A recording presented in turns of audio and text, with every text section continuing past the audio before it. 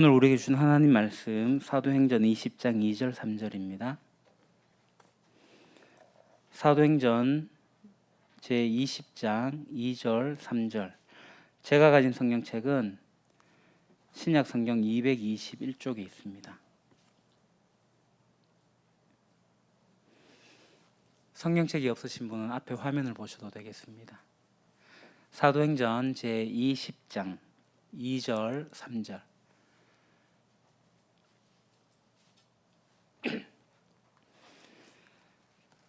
우리 다 같이 한 목소리로 봉독하겠습니다. 그 지방으로 다녀가며 여러 말로 제자들에게 권하고 헬라에 이르러 거기 석 달 동안 있다가 배 타고 수리아로 가고자 할 그때에 유대인들이 자기를 해하려고 공모함으로 마게도냐를 거쳐 돌아가기로 작정하니. 아멘. 오늘 이 본문 되게 짧은 내용이지만 매우 중요한 지점입니다. 이 사도행전을 기록한 사람이 누가인 건 아시죠? 누가 나름대로 바울의 행적을 쫓아가면서 이렇게 연결했습니다. 근데 우리가 이 누가가 쓴 이 사도행전을 보면서 우리는 그때 역사적 사건으로 발생한 서신서들을 연결해가지고 이렇게 보니까 오늘 이 본문이 매우 비범해 보입니다. 사실 이 본문을 우리가 읽긴 읽었지만 별 감동도 없는 본문이잖아요. 그냥 휙 지나가는 그런 내용이지만 이 매우 중요해요. 일단은 사도 바울이 3차 선교여행을 출발하면서 세웠던 계획 그대로 진행되고 있는 것을 이 본문에서 볼 수가 있습니다. 여행 전략 그대로입니다. 지도를 보시죠. 사도 바울이 3차 선교여행을 가게 되는데 수리 안디옥에서 출발해서 에베소의 교회를 개척하고 마게도냐로 가서 이렇게 해서 지금 현재 아가야의 고린도로 이렇게 내려왔습니다. 이 고린도에 내려와 가지고 3개월 동안 고린도에서 지내거든요. 겨울을 보내면서 고린도에서 무엇을 했냐 하면은 로마로 편지를 보냅니다. 로마서입니다. 왜 그러면 이 바울이 로마서를 썼는지, 그리고 어떤 상황에서 로마서를 쓰게 되었는지 그 내용이 로마서 15장에 기록이 되어 있는데요. 19절. 표적과 이적의 능력으로 성령의 권능으로 이룩되었습니다. 그래서 나는 예루살렘에서 시작하여 일루리곤에 이르기까지 두루 다니면서 그리스도의 복음을 남김없이 전파했습니다. 바울은 이 19절에서 1차 선교여행, 2차 선교여행, 3차 선교여행 동안에 예루살렘에서 어디까지요? 일루리곤까지 복음을 남김없이 전파했다라고 합니다. 자, 지도를 한번 보시죠. 일루리곤 이곳입니다. 우리 사도행전에 나오지 않지만 지금 수리아 안디옥 어딘지 아시죠? 이 수리아 안디옥, 지금 시리아의 안디옥에서 이쪽을 다 복음을 증거한 거예요. 지금은 고린도에 와 있고 이 일루리곤까지 복음을 다 증거했다. 그러니까 로마가 있는 이쪽까지는 가지 않고 이 헬라 지방에는 다 복음을 증거했다라고 얘기합니다. 바울이 목표가 어디냐면은 땅끝이에요. 그때 당시에 땅끝이 어디냐면은 서바나, 스페인입니다. 바울이 그 다음 목표로 로마로 갔다가 스페인으로 가는 게 목표거든요. 그러니까 로마서를 쓰면서 이렇게 얘기를 해요. 그러나 이제는 이 지역에서 내가 해야 할 곳이 더 없습니다. 일해야 할 곳이 없습니다. 여러 해 전부터 여러분에게, 여기 로마입니다. 여러분에게 가기를 바라고 있었으므로 내가 스페인으로 갈 때에 지나가는 길에 여러분을 만나보고 잠시 동안만이라도 여러분과 먼저 기쁨을 나누려고 합니다. 그 다음에 여러분의 후원을 얻어서 그곳으로 가게 되기를 바랍니다. 그러나 지금 나는 성도들을 돕는 일로 예루살렘에 갑니다. 그러니까 내가 지금 목표는 스페인으로 가는데 로마에 들려갖고 여러 성도들과 함께 교제를 나누다 스페인으로 가지만 지금 내가 가야 할 곳은 예루살렘이다라는 얘기예요. 그러니까 내가 이제 로마에 가게 될 때 여러분들이 나를 후원해주면 좋겠다. 그래서 로마 교회가 파송 교회가 되어주면 좋겠다. 그럼 내가 스페인으로 갈 수 있겠다. 이렇게 이야기를 하고 있는 거예요. 그러면서 지금은 내가 일단은 예루살렘에 가야 된다. 왜요? 헌금을 다 거둬가지고 예루살렘 교회 전달을 해야 되거든요. 그러면 이제 예루살렘에 갔다가 내가 로마로 갈 거다. 이런 계획을 말하고 있는 거예요. 그러니까 지금 로마서는 바울이 3차 선교행이 끝나는 무렵, 마지막 이제 예루살렘으로 가는 그 무렵에 아가야 지방에서 쓴 것이 분명합니다. 지금 고린도에는 문제가 많았었는데 이 문제도 원만하게 다 해결이 되어졌어요. 그러면서 아가야 고린도에서 3개월을 이제 마지막으로 이제 대단원의 막을 내리는 거죠. 자, 왜냐하면 1차, 2차, 3차 선교 여행을 이제 다 마치는 그 시점이기 때문이에요. 자, 이 지역, 이게 이제 지중해권 지역인데요. 그때 당시에 세계죠. 연두색으로 되어져 있는 지역, 이 헬라어권이라고 합니다. 헬라권. 예루살렘에서 일루리곤까지는 헬라어권. 그 다음에 빨강색, 주황색으로 되어 있는 저 부분은 라틴어권. 이렇게 이제 언어 영역으로 두 개로 나눌 수가 있어요. 그러니까 바울이 1차, 2차, 3차 여행은 바로 이 헬라어권 지역에서 사역을 다 했고, 이제 그 다음 스테이지는 바로 이 라틴어권에 가서 사역을 하겠다. 그러니까 매우 큰 전환점에 와 있는 바울입니다. 그 이방인 사도로서 지금 대단원의 열방 행전을 다 마치고 이 사절단과 함께 예루살렘에 가서 헌금을 전달해 주는 것을 마치고 그 다음에 예루살렘에 가는 그 일을 하게 되는데요. 지도요.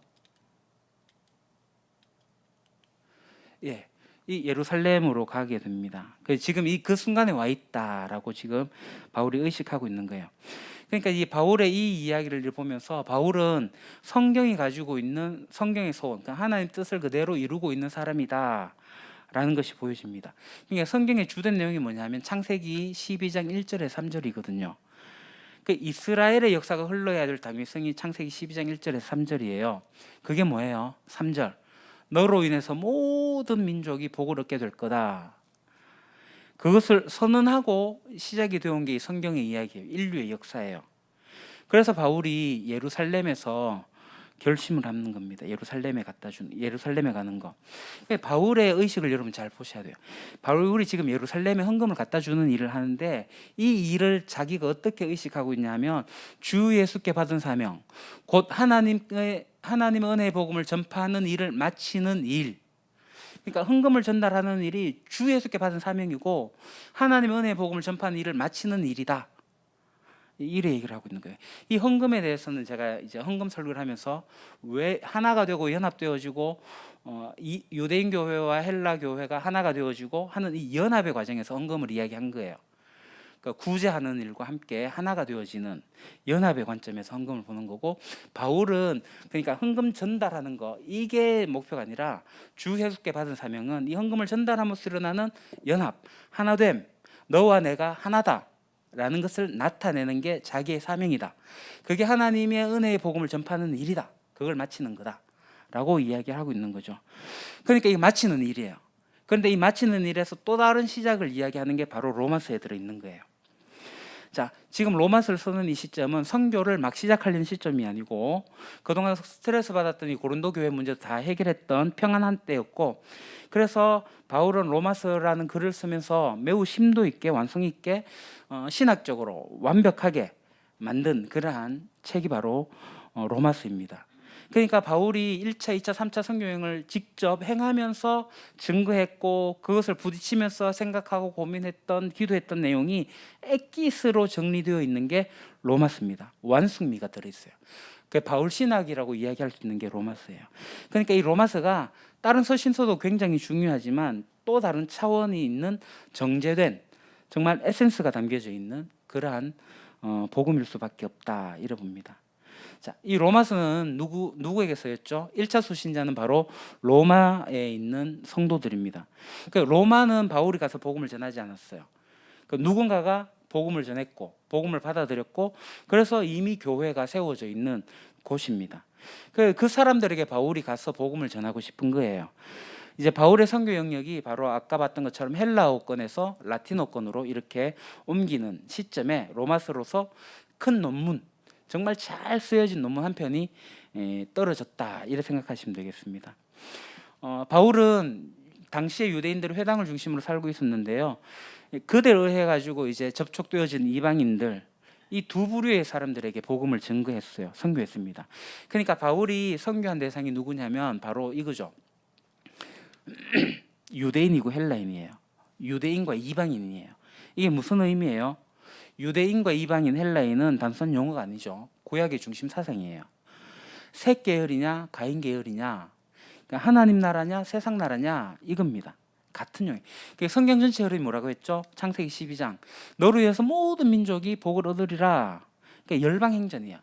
그러니까 모든 사람이 모든 민족이 하나님과 하나가 되어지는 이게 하나님 뜻이에요. 하나님의 오리지널 플랜이 뭐죠?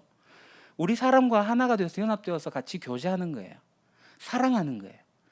그게 선악과로부터 인해서 깨어졌고 하나님께서 아브라함을 택하셔서 이스라엘을 택하셔가지고 쭉 오시다가 해결되지 않으니 메시아 예수를 보내셔서 우리와 연합하려고 하시는 계획이에요.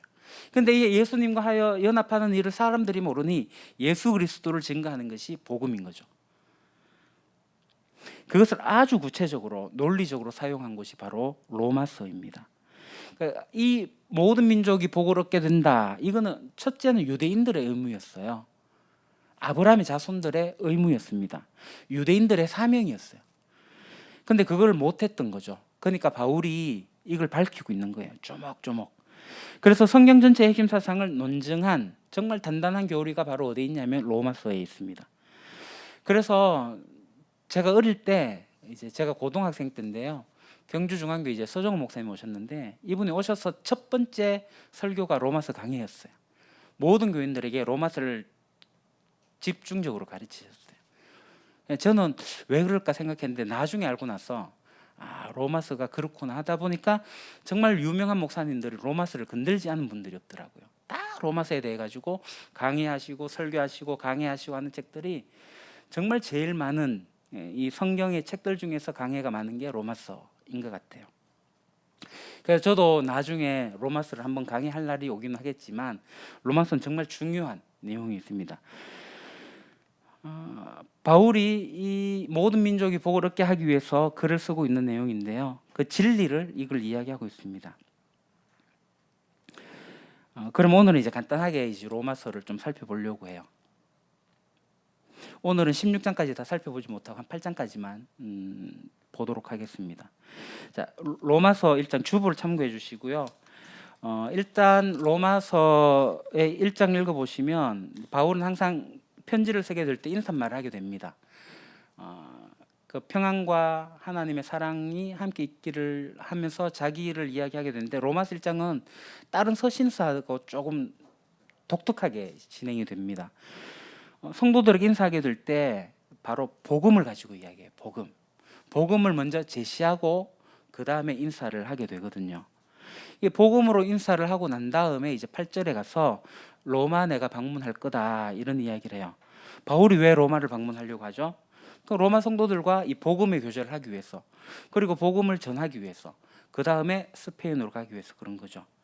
자, 그렇게 이제 방문 계획을 이야기하고 난 다음에 바로 이어가지고 또 뭔 얘기를 하냐면은 로마서의 핵심 구절을 이야기합니다. 이거는 우리 다 같이 한번 읽어봐야 될 것 같습니다. 16절 17 앞에 화면 보시고 같이 봉독하겠습니다. 내가 복음을 부끄러워하지 아니하노니 이 복음은 모든 믿는 자에게 구원을 주시는 하나님의 능력이 됨이라. 먼저는 유대인에게요 그리고 헬라인에게로다. 복음에는 하나님의 의가 나타나서 믿음으로 믿음에 이르게 하나니 기록된 바 오직 의인은 믿음으로 말미암아 살리라 함과 같으니라. 바울이 복음을 부끄러워하지 않는다라고 얘기를 해요. 그리고 유대인에게요 그리고 헬라인에게로다라고 얘기합니다. 이 본문은 종교개혁을 했던 마틴 루터가 정말 은혜 받은 구절로도 유명한 본문입니다. 그러니까 바울은 지금 유대인과 헬라인을, 그러니까 이방인을 대조시키고 있죠. 그리고 율법과 은혜를 대조합니다. 이 단어들 율법, 은혜, 유대인, 헬라인, 여기에는 바울의 감정, 바울의 아픔, 바울의 모든 것들이 묻어있는, 삶의 흔적들이 묻어있는 그런 단어들입니다. 그러면서 이제 이어가지고 18절부터 쭉 이야기하기를 죄에 대해 이야기합니다. 온갖 갖가지 죄에 대해 가지고 쭉 열거해요. 그러면서 2장으로 넘어가면서 바울이 뭐냐면 유대인 당신들 너희들도 똑같다라고 얘기를 해요. 그러니까 바울이 2장에 와가지고 유대인을 공격합니다. 자, 앞서 1장까지 유대인들을 읽었다면 유대인들은 속으로 어스대고 있었을 거예요. 우린 괜찮고 저 이방인들이 죄를 짓고 있다. 그런데 2장에 와가지고 바울이 너희들도 똑같아, 너희들도 죄 짓고 있어, 너희들도 죄인이야 라고 얘기를 합니다. 근데 잘 보시면 아시겠지만 바울이 유대인들에게 엄청난 고생을 당했거든요. 정말 핍박도 많이 맞았고 그래 많이 아팠고 힘들었고, 정말 유대인만 생각하면 제 같았으면 치가 떨렸을 것 같아요. 죽기까지 동족 위험이 늘 있어 왔으니까 치가 떨렸을 것 같은데, 로마서 보면 감정적이지 않습니다. 바울이 여기에 유대인들에 대해서 감정적으로 이야기하지 않아요. 굉장히 논리적으로 이야기합니다. 갈라디아서는 감정이 막 묻어나거든요. 근데 로마서는 그렇지가 않습니다. 탄탄한 논지의 질감이 느껴질 만큼 차분하게 글을 써내려가고 있어요. 그러면서 모든 사람이 다 죄인이다. 하나님 앞에서 의인은 없다. 이 얘기를 하는 거예요. 처음에 이방인이나 유대인이나 모두 죄인이다 라고 이렇게 출발하는 얘기를 이 세상 모든 사람이 죄인이다. 모든 사람이 죄를 범하였음에 하나님의 영광에 이르지 못하더니 이렇게 마무리를 하는 거예요. 그러니까 하나님을 찾는 사람도 없고 선을 행하는 사람도 없다라고 얘기를 하는 거예요. 선을 행하지 않다니요. 아니 우리 주변에 예수 안 믿어도 착하게 사는 사람들이 많은데 그죠? 여기서 말하는 선은 뭐냐 하면 의가 뭐냐 하면은 도덕적 윤리적인 선을 이야기하는 게 아니에요. 흔히 영적 선이라고 이야기합니다. 그러니까 하나님이 없다고 그래서 자기 스스로 자존한다고 하면서 살아가는 것, 자기가 주인이 돼서 행하는 것, 이거는 도덕적인 선이 아니고 영적인 선이 아닙니다. 그러니까 도덕적으로 어떻게 보면은 잘할 수 있어요. 이 영광이 자기에게 올 수 있으니 남들이 칭찬하니까 내가 선을 행할 수가 있어요. 남에게 보이기 위해서 기부도 할 수도 있고 나의 능력도 재능 기부도 할 수도 있고 칭찬을 받으니까 내가 높아질 수 있으니까. 이 교회 헌금도 자칫 잘못하면은 내가 드러나기 위해서 헌금을 할 수가 있는데 이건 진짜 잘못된 겁니다. 우리가 헌금하는 것도 하나님의 영광이 드러나야 되는 거거든요. 그러니까 이 선이라는 개념은 자기가 할 수 있어 가지고 할 수 있는 게 아니라 하나님이 주인 되심 속에서 내가 할 수 있는 것들이 영적 선인 거죠. 그러니까 한마디로 말해서 하나님 앞에서는 모든 사람이 다 죄인이다 라는 거예요. 그러니까 율법을 또 이야기하는데 이 율법이 뭐냐면 죄를 깨닫게 하는 거다랍니다. 그러면서 3장 21절에 가서 반전이 일어나요. 또 다른 의가 나타났다라는 거예요. 그러니까 율법과 상관할 수가 없는 거죠. 율법에 대해서 우리는 이미 죽었기 때문에. 그러니까 우리는 죽었고 하나님의 의가 나타났다. 그냥 반전입니다. 물론 율법도 하나님의 의죠. 이스라엘 나라 공동체로 살아냈어야 할 구약 당시에 국법이 율법이었어요. 그게 정의로운 거예요. 근데 그것 외에 하나님의 또 다른 의가 나타났다. 그러면 이제 바울은 이런 마음으로 섰어요. 야, 유대인들 너네들 하나님의 의가 나타났으면 나타나는 줄 좀 알아라 라는 거예요. 모세를 통해서 나타났으면 이번에는 예수님을 통해서 그것이 나타났다. 그게 뭐 이상하냐. 그러니까 너희들이 모세를 인정하듯이 예수님을 인정해라 라고 바울이 이야기를 하고 있어요. 그렇게 인정하고 동의하는 것이 믿음이다. 그걸 받아들이는 것이 믿음이다. 그래 맞아. 그것도 하나님의 의다. 너 좀 그렇게 하면 안 되겠니? 라고 바울이 로마서 3장에서 이야기합니다. 그게 하나님을 믿는 거고 예수를 믿는 거예요. 인정하는 거, 받아들이는 거. 율법을 지킴으로써 받는 의가 아니라 하나님이 하신 그 십자가의 그 일을 받아들이고 알아주고 그래 그렇다 인정하라는 거예요. 그래서 고개가 끄덕여지면 그게 믿음이다. 받아들이는 것이 믿음이다 라고 얘기를 합니다. 그러니까 이 믿음으로 얻게 되는 의, 이것은 유대인이나 이방인이나 구별 없이 믿는 모든 사람에게 주어지는 것이 하나님의 의다 라고 바울이 선언하는 거예요. 이 의는 놀랍게도 구약학자였던, 그러니까 율법 중심이었던 바울이 이 의를 가지고 와서 동의가 된 바, 바울을 설복시킨 깨달음이 바로 이 의예요. 복음이에요. 그래서 이 바울이 이 복음을 예수의 복음이라 하지 않고 하나님의 복음이라 하지 않고 나의 복음이다. 왜냐하면 자기가 주어진 하나님의 복음, 예수님의 복음이 곧 나의 복음이다. 그래서 복음이 뭐냐면 기쁜 소식이고 복된 소식이다 라고 이야기하는 거죠. 자, 그렇게 이제 하나님의 의가 나타났다라고 얘기를 했고 믿음을 이야기하는데 4장에 와서는 이제 그 믿음으로 의에 이를 수 있는 증거가 있다. 내 그거 되겠다라고 얘기를 해요. 자, 유대인들은 아브라함만 이야기하면 다 패스예요. 바울이 급소를 찌릅니다. 유대인들의 조상이 누구냐면 아브라함이거든요. 그 급소를 찌릅니다. 유대인들이 가장 존경하는 아브라함. 이 아브라함이 의인이다라고 얘기를 해요. 그리고 반문해요. 그런데 아브라함이 살았을 때 여러분 생각해 보십시오. 아브라함 때 율법이 있었습니까? 율법이 없었거든요. 모세 때부터 율법이 만들어졌거든요. 그런데 아브라함 때 율법이 있긴 했죠. 할례. 그러니까 할례 이야기를 해요. 할례는 뭐냐? 율법을 지키는 것이 아니라 아브라함이 하나님을 믿으니 의로 여겨져서 그 다음에 일어난 일이 할례다. 그러니까 믿음을 인치는 표시가 할례였다. 그래서 아브라함도 믿음으로 의롭다함을 받았다라고 바울이 이야기를 합니다.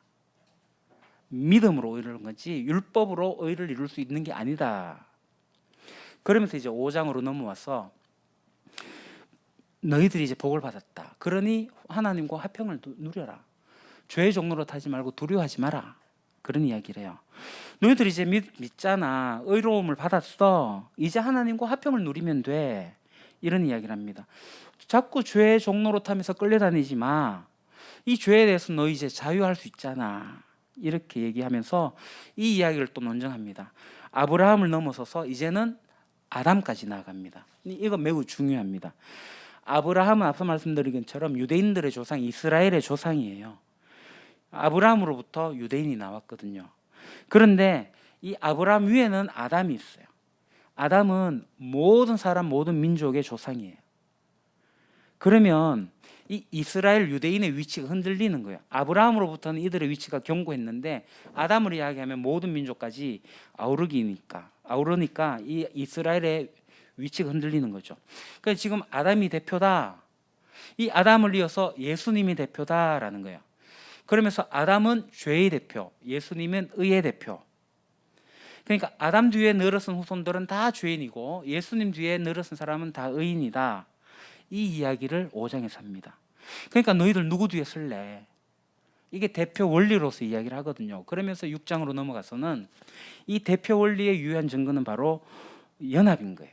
예수님의 포도나무 강론을 생각해 보면 됩니다. 자, 아담 뒤에 줄지어 서 있는 모든 인류는 아담 안에 있는 거예요. 아담이 대표가 되는 거고요. 이것을 쭈루룩 연결해서 압축하면은요, 아담 안으로 다 들어가 버리는 거예요. 그러니까 아담 안에 있었다. 언제부터요? 아담이 하나님을 거부할 때부터 다 같이 아담 안에 있게 된 거예요. 자, 그러면 예수님 뒤에 줄지어 서 있는 사람들은 예수님 안에 있는 거예요. 하나가 다 되는 거예요. 이게 대표 원리예요. 그러니까 쭈루룩 연결해가지고 압축하면 다 예수님 안에 있게 되는 거예요. 자, 그럼 언제부터요? 예수님이 하나님의 뜻을, 그러니까 아담이 거부한 그 죄값을 십자가에서 치르게 될 때, 부활하시게 될 때부터 다 같이 연합이 되어진다라는 겁니다. 이게 연합의 원리예요. 자, 이게 그러면 제가 예를 들어 볼게요. 자, 제가 태어나기도 전에 저희 아버지가 또는 어머니가 교통사고를 당하거나 아주 위험한, 그래서 죽다가 살아난 그러한 일이 한번 있었다. 근데 부모님이 죽다가 살아난 그 일은 곧 내가 죽다가 살아난 일이다. 이 말이 이해가 되십니까? 이 명제가 이해가 되면 대표 원리가 이해가 돼요. 자, 만약에 부모님이 그때 돌아가셨으면 저런 존재는 존재하지 않습니다. 그러니까 부모님이 그때 죽다가 살아났으니 내가 존재하는 거예요. 이해되시죠? 그러니까 예수 그리스도의 죽다가 살아난 사건은 곧 내가 죽다가 살아난 사건과 같은 거예요. 이게 대표 원리입니다. 그래서 주님이 부활하실 때 내가 부활한 거예요. 그래서 죄에 대해서 죽고 하나님에 대해서 산자로서 내가 살아가는 것. 그래서 그리스도인은 의에 줄이고 목마른 종이 되는 겁니다. 의의 종이 되는 거예요. 자, 그렇게 이제 연합을 이야기하면서 7장으로 넘어와 가지고 의의 종이 된 사람이 율법의 종로로 취하지 않음을 이야기합니다. 자, 이제 우리가 믿음으로 의롭다함을 받았잖아요. 소원이 있는 거예요. 이제 의를 행하고 싶은 거예요. 하나님의 주인이니까 하나님 뜻을 따르고 싶은 거예요. 내가 하나님 뜻을 따르고 싶은데 나에게 능력이 없는 거예요. 그걸 인정하라는 겁니다. 그래서 바울이 탄식을 합니다. 내가 하나님에 의해서 의롭게 되었고 내가 의를 행하고 싶은데 의를 행하지 못한다. 그래서 24절에 오라 나는 공고한 사람이로다. 이 사망의 몸에서 누가 나를 건져내랴. 여러분, 이 탄식이 정상이에요. 이게 의에 줄이고 목마른 자들의 표시입니다. 여러분, 이러고만 산다면 정말 복받은 사람이에요. 이 감정이 우리에게 날마다 있어야 돼요. 난 공고한 사람이다. 이 사망의 몸에서 누가 나를 건져내랴. 늘 겸손하고 애통하고 늘 심령이 젖어 있는 사람, 가난한 사람, 눈가에 눈물이 고인 사람, 이러한 마음을 가진 사람이에요. 이러한 사람이 믿는 데가 있으니 그 다음 25절 우리 주 예수 그리스도를 말미암아 하나님께 감사하리로다. 결국 구원은 예수 그리스도로 말미암는 거예요. 내가 할 수 있는 게 아니라 예수 그리스도로 말미암아 되는 거예요. 그래서 감사하는 거죠. 예수님이 계시는 한 아무리 쓰러져도 괜찮습니다. 예수님 무너지지 않고 든든한 담이고 울타리가 되시니까요.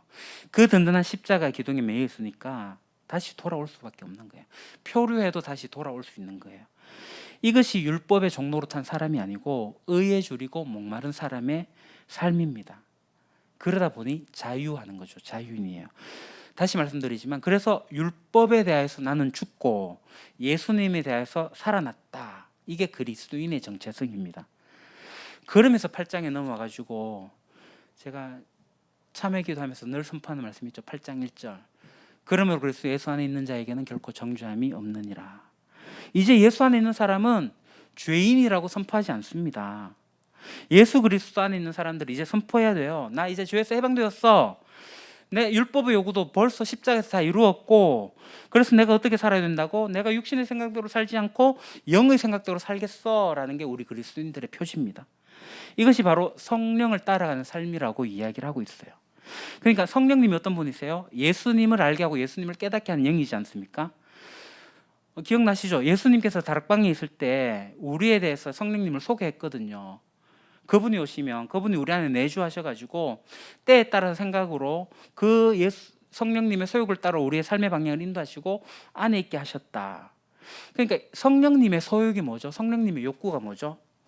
예수예요. 예수님을 알게 하고 예수님을 닮게 하는 것이 성령님의 역할이에요. 진리의 영이신 성령님 우리를 그렇게 예수님을 닮아가도록 이끄신다고요. 그 성령님을 따라가는 사람들은 하나님 아버지를 아빠 아버지라고 부르게 되고 자유하게 되죠. 아빠를 닮아가는 삶의 여정이 시작이 되는 거예요. 그리스도인은 자유합니다. 구원함을 알고 그것을 살아갑니다. 이걸 알게 되면 이제 우주적인 구원도 내다봐요. 하나님의 아들이 되었기 때문입니다. 자, 피조물이 다 고대하는 그 사람, 그 주인공이 나타나면 신음하고 있던 모든 피조물들도 이제 해방을 받아서 살아가게 되는 온전한 해방. 한탄 속에 있는 신음 속에 있는 깨어지고 무너지고 망가진 이 세상을 회복하는 그 일에 대해서 우리가 고대하고 바라보는 거예요. 이 사상이 8장에 나와 있습니다. 내가 민초 같은 인생이었는데 믿음으로 의롭게 되어지고 성령님을 따라서 하나님을 따라 거룩하게 살아가다 보니 하나님께서 이 세상을 온전하게 회복하시는 것이 보여지는 것, 모든 사람들을 구원하고자 하는, 아니 모든 세상 창조 세계를 회복해내는 것, 하나님의 뜻이고 그것을 알기 위해서 그 안에 자유함 살아간다. 그러니까 우리가 그리스도 예수 안에 있기 때문에 그 위대한 아버지 하나님의 사랑에서 그 무엇도 우리를 그 사랑 안에서 끊어낼 수가 없다. 바울이 소리 높여 외치는 게 이 8장까지입니다. 9장부터 그 다음은 제가 다음 주에 살펴보도록 하고요. 사랑하는 우리 유림 가족, 형제 자매 여러분, 바울은 로마서를 쓰게 될 때 그 로마에 있는 교회 교인들, 그리스도인들의 신앙을 견고하게 하려고 복음을 다시금 정립하려고 이렇게 편지를 썼어요. 왜냐하면 아직 로마에는 그 사도적인 권위를 가진 지도자가 없었기 때문이에요. 바울이 이 사실을 어떻게 알고 있냐면 로마에서 생활하고 있다가 만났던 브리스길라와 아고라를 통해서 로마 교회 소식을 충분히 들었을 거예요. 하나님의 백성들이 로마 사회에서 그 충돌을 피할 수 없는 그런 이야기까지 들었을 거예요. 로마의 통치 속에서 압제를 받고 살아가지만 믿음을 지키고 있는 그들을, 그리고 그 사이에서 유대인과 헬라인과 이방인과의 갈등도 다 들었을 거예요. 그래서 바울이 하나님의 주권, 하나님의 믿음, 그래서 받게 되는 의, 이런 강력한 메시지를 담아서 편지를 써서 보내는 게 로마서예요. 이제 9장부터 하나님의 주권에 대해서 나오거든요. 이 로마서가 그 당시 로마인들에게 굉장히 중요했던 메시지였지만 오늘 우리에게도 동일하게 중요한 메시지입니다. 왜냐하면 죄에서 구원받고 구원받은 내가 영적으로 성장하고 하나님의 주권과 하나님의 다스림 속에서 내가 세상을 섬기고 특별히 나와 함께하는 가족과 우리 교회 공동체를 섬기면서 세상을 섬기는 것, 그렇게 살아가는 것이 하나님께서 이 세상을 회복하는 뜻임을 알기에 그 소욕을 가지고 성령을 따라 살아가는 것, 그게 오늘에게도 유효하게 적용이 됩니다. 로마 신자들에게 보내는 이 바울의 메시지는 오늘 우리에게도 복음입니다. 그래서 그리스도를 믿음은 오늘 우리에게 참된 자유를 주는 거거든요. 죄의 지배, 율법의 요구, 하나님의 형벌로부터 우리가 자유하게 됩니다. 그렇게 되면 우리는 어떻게 돼요? 그리스도 예수 안에 있게 되고, 그리스도 예수 안에 있는 나는 자라날 수가 있게 되는 거예요. 어떻게 자라나죠? 내 안에 계시는 성령님을 따라서 내가 자라나게 돼요.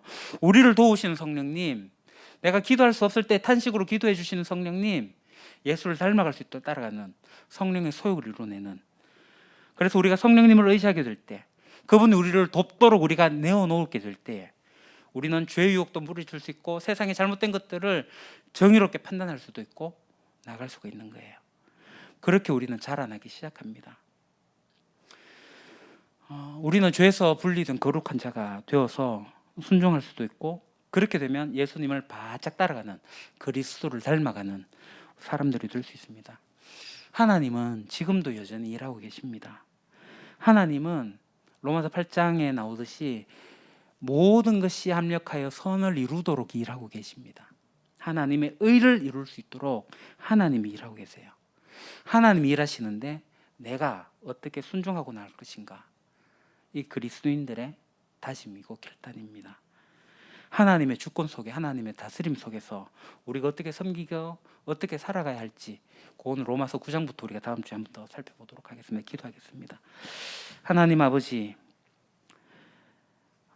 하나님이 이 세상을 향한 회복과 하나님의 다스림과 통치 속에서 우리가 믿음으로 의롭게 되어져서 우리 안에 계신 성령님을 따라 진리로 행할 수 있게 하심을 감사합니다.